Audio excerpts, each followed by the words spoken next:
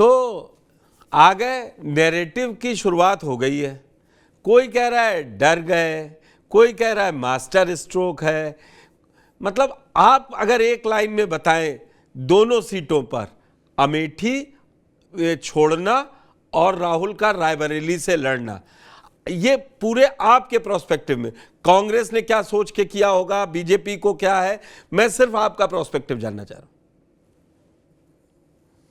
ठीक है, आप मेरा पर्सपेक्टिव जानना चाहते हैं पुष्कर भाई, लेकिन मैं कभी कभी सोचता हूँ कि कांग्रेस इसको जस्टिफाई कैसे करेगी। अगर आप कहते हैं कि मैं उनकी माताजी की छोड़ी हुई सीट थी, तो माताजी तो पहले ही राज्यसभा चली गई थी, फिर वो वायनाड क्यों गए? फिर वो वायनाड क्यों गए? माताजी की छोड़ी सीट पे वो आ गए, उनकी अपनी छोड़ी सीट पे कौन जाएगा? तो इसको जस्टिफाई आप कैसे करेंगे? आप किस तरह बताएंगे कि आप क्यों रायबरेली लौट आए? एक भी कारण, वो आदमी जो अपने समर्थकों से कह रहा है डरो मत, वो क्या संदेश दे रहा है? व्हाट इज द मैसेज जो कि वो दे रहे हैं? तो आप वायनाड के बाद यहाँ पे आके आपने वायनाड में वोटिंग हो गई तो आपने रायबरेली से पर्चा भर दिया। कोई एक कारण तो बताएं आपका रायबरेली आने का। आप, और अगर आपको रायबरेली आना था, अगर आपको लगता है कि साहब सोनिया गांधी की सीट है, पारिवारिक सीट है, दादाजी की सीट है, उन दादाजी की सीट है जिनकी कब्र पे मैं आज तक एक फूल चढ़ाने नहीं गया, जहां मैं बैठा हूं यहाँ से 1 किलोमीटर दूर फिरोज गांधी की कब्र है। सुना है कि क्या शायद 70-80 के दशक में एक बार इंदिरा जी आई थी, उसके बाद ना राजीव आए, ना संजय आए, ना सोनिया आई, ना राहुल आए, ना प्रियंका आई। इकलौता पर्सन गांधी परिवार से जो कभी कभार 3-4 साल में भूले भटके वहां आ जाता है, वो मेनका गांधी है। मैं कल आपको वहां के फोटो की कबर की फोटो लेके आपको भेजूंगा, देखिए उसके क्या हालात है। एक जमाने में इलाहाबाद में बड़ी मात्रा में पारसी रहा करते थे। अभी धीरे होते होते होते होते ये संख्या तीन, पहले 11 पे आई, फिर 8 पे, अब 3 पे पहुंच गई। अब उस 3 में से एक की डेथ हो गई, 2 बाहर चले गए, तो इलाहाबाद में पारसी ही नहीं बचे। तो उनका यहाँ जो फायर टेम्पल है जिसपे आग जलती रहती है, उस पे आग जलती बरकरार रखने के लिए मुंबई से ये एक पारसी प्रीस्ट लेके आए, एक पारसी पुजारी लेकर आए, जो यहाँ बेचारा अकेले रहता है उस मंदिर में और आग जलाता है। तो यहाँ पे कोई पारसी बचा नहीं। फिरोज गांधी की कब्र की क्या बुरा हाल है, जरा देखे जाके। मैं फोटो वीडियो बना के आपको भेजूंगा पुष्कर भाई, व्हाट्सएप बिल्कुल पे आप बिल्कुल। देखिएगा। तो वहां तक तो आप आए नहीं, लेकिन आप उनके नाम पे चुनाव लड़ रहे हैं, ससुराल बता रहे हैं आप उसको। दूसरी बात, आप उसे जस्टिफाई कैसे करेंगे? आप क्यों आए? अगर आना ही था तो वायनाड से क्यों लड़े? उत्तर प्रदेश, अगर उत्तर प्रदेश लौटने की बात थी तो अमेठी क्यों नहीं गए? अगर मम्मी की सीट पे लौटने की बात थी तो वायनाड क्यों गए? दुनिया को समझा रहे हो डरो मत। खुद का ये हाल है कि पहली बार अमेठी के साथ वायनाड भर देते हो, दूसरी बार वायनाड के साथ रायबरेली भर देते हो। एक सीट का तुम्हारे पास जुगाड़ नहीं है। एक सीट नहीं कह सकते हो डंके की चोट पे कि साहब हम यहां से जीतेंगे, मुझे कहीं और लड़ने का कहीं और लड़ने की जरूरत नहीं। और प्रधानमंत्री बनना है, प्रधानमंत्री चेहरा विपक्ष का। मैं इसीलिए कहता हूं पुष्कर भाई कि सोनिया गांधी की जिद ने भारतीय राजनीति को विपक्ष विहीन कर दिया। ओपनिंग स्टेटमेंट मेरा इतना ही समझ। एक छोटा सा सवाल आपसे, काउंटर सवाल कर लेते हैं। 2 सीट पे लड़ने पर जो आपने लॉजिक दिया ना, वो मुझे मतलब, अगर राजनीतिक तौर पे देखें, कई नेता, अटल बिहारी वाजपेयी से लेके सारे नेताओं ने लड़ा। मोदी लड़ते दो, आपकी आवाज बंद कर ली आपने। में प्रधान नहीं, 2014 में नरेंद्र मोदी लड़े थे 2 सीट से, वही और कह रहा उन्होंने था इसका मैं। कारण ये, हाँ मेरी बात सुने ना, तो उन्होंने कहा भाई उत्तर प्रदेश है, हमें प्रधानमंत्री बनना है, उत्तर प्रदेश की मोहर चाहिए, आगे आप आप पिछली बार आपने जाके 2 सीट से लड़ा, समझ में आता है। इस बार अगर आपको दूसरी सीट लड़नी ही थी तो यार अपनी सीट पे जाते ना वापस, जो सीट तुम हार के आए थे। और ये अगर तुमको कहना है कि हमको मम्मी की सीट से लड़ना है, तो मम्मी की सीट से लड़ना है तो यार वायनाड को क्यों ये परेशान करके ये रखा है? अनुपम जी, आपके सवाल का जवाब मैं बिलाल जी से लेता हूं। बिलाल जी, ये लॉजिक वाकई में इस बार, मैंने काउंटर कर दिया था कि मैं जब किसी दूसरे पैनलिस्ट के पास जाऊं तो मैं अपनी बात ना कहूं, अनुपम जी की बात पूछूं। ये लॉजिक तो नहीं, जब शुरुआत से 2019 से जब से चुनाव हारे हैं अमेठी, लगातार 24 के लिए यही बात चल रही थी। और आपको सुबह 3 मई जब आखिरी दिन था पर्चा दाखिला का, 7:50 पर आधिकारिक तौर पर यह ऐलान होता है कि अब राहुल गांधी रायबरेली से, अमेठी से केएल शर्मा।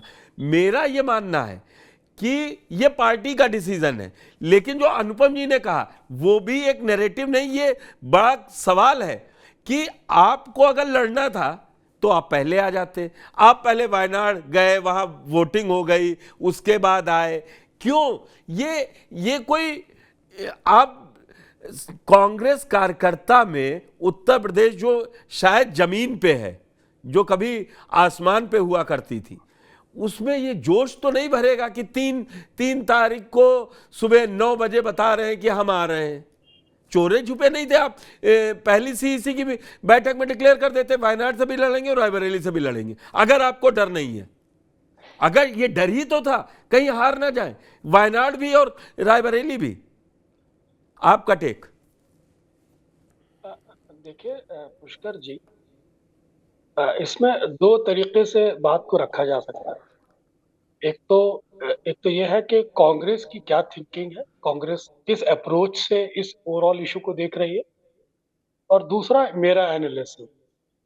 तो मैं चाहूंगा कि पहले मैं कांग्रेस की थिंकिंग को ट्रेस करके बताऊं, अपना एनालिसिस बाद में रखूं, और मैं कोशिश करूंगा कि कांग्रेस की थिंकिंग को वो मेरा एनालिसिस ना समझे, खासतौर से पैनलिस्ट से वो थोड़े से इमोशनल हो जाते हैं, तो थोड़ा सा मैं ये चाहूँ। नहीं, आप लोग अपनी Anyway, अपनी बात रखिए। देखिए मैं बेसिकली इस यहाँ पहले ये समझने की जरूरत है कि ओवरऑल इसको इस बिलाल पूरे भाई, सिचुएशन को किस तरह से बिलाल भाई, अप्रोच कर रही है। आप लगातार मुझे दूसरे दिन इमोशनल कह रहे हैं, लगातार दूसरे शो पे इमोशनल कह रहे हैं। अगर मैं व्यक्तिगत तौर पे आप पे कोई टिप्पणी करूंगा, मुझे उम्मीद है आप अन्यथा नहीं लेंगे। मेरे पास आपके लिए कहने को बहुत कुछ है। Please continue.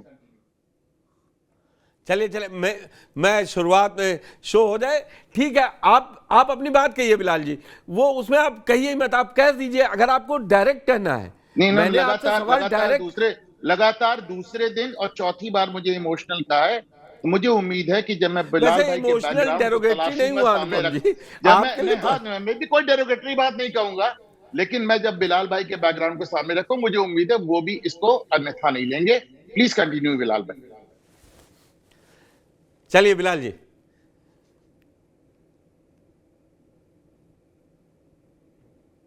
देखिए मेरा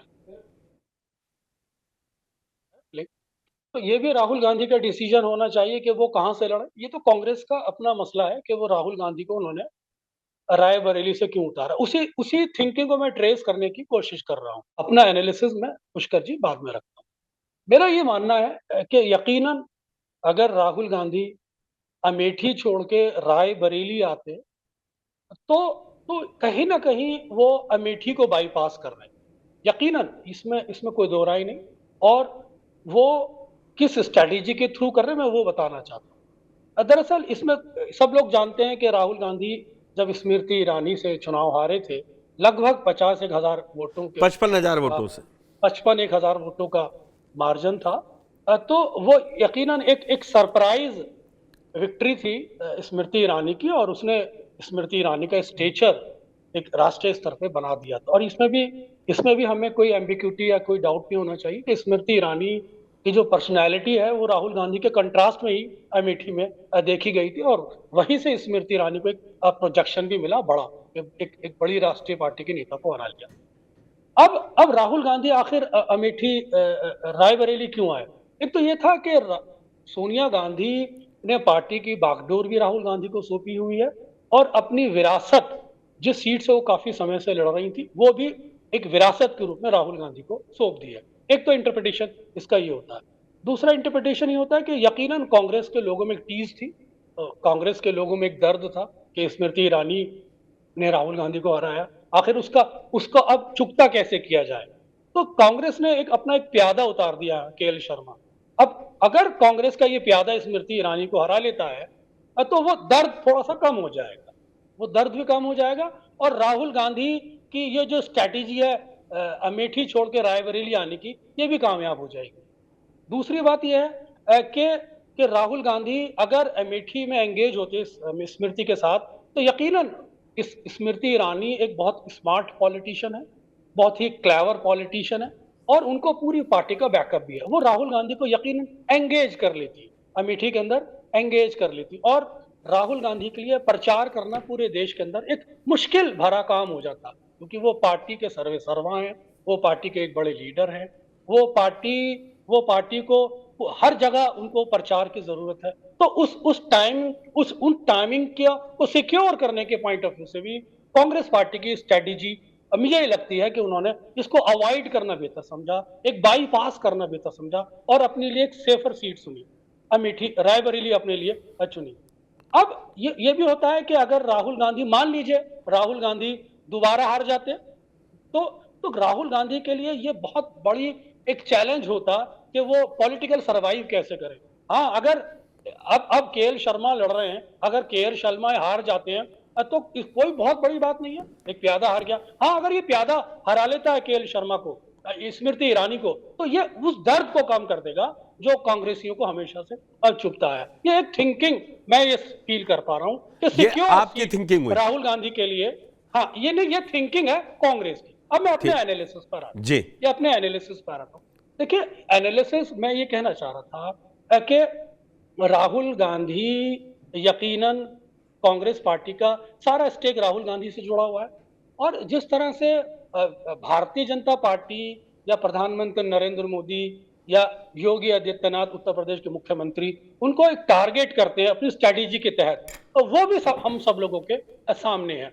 और वो नहीं चाहते कि राहुल गांधी की जो प्रेजेंस है पॉलिटिक्स में या इलेक्टोरल पॉलिटिक्स में राहुल गांधी अगर उभरते हैं तो एक कांग्रेस एक विकल्प के रूप में उभरती है, कांग्रेस एक नेशनल प्रोस्पेक्ट्स में उभरती है, और कांग्रेस का एक प्रोस्पेक्टिव फ्यूचर उभरता है। तो वो चाहते हैं कि अगर लीडरशिप को ही डैमेज कर दिया जाए तो क्यों ना, तो कांग्रेस डैमेज होती है, राहुल गांधी का पूरा पॉलिटिकल स्टेक डैमेज होता है, राहुल गांधी इररेलेवेंट हो जाते हैं। तो ये मेरा अपना पर्सनल एनालिसिस है, जिसको कंसीडर करते हुए राहुल गांधी ने इस सीट को बाईपास करते हुए एक सेफर सीट चुनी है। हालांकि ये एक इश्यू है भारतीय जनता पार्टी के साथ परसेप्शन में कि राहुल गांधी कहीं ना कहीं डरे हुए